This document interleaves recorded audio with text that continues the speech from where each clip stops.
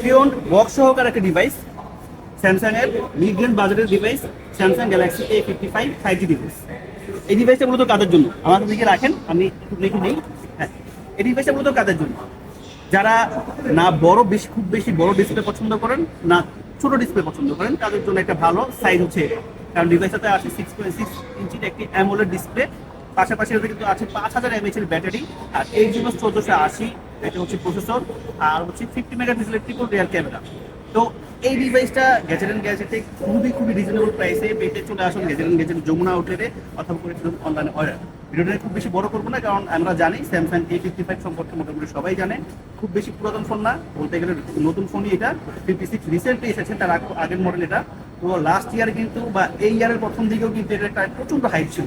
যারা নিতে চান রিজনেবল প্রাইসে, তারা দ্রুত চলে আসুন যমুনা আউটলেটে, অথবা করে ফেলুন অনলাইনে অর্ডার। আসসালামু আলাইকুম।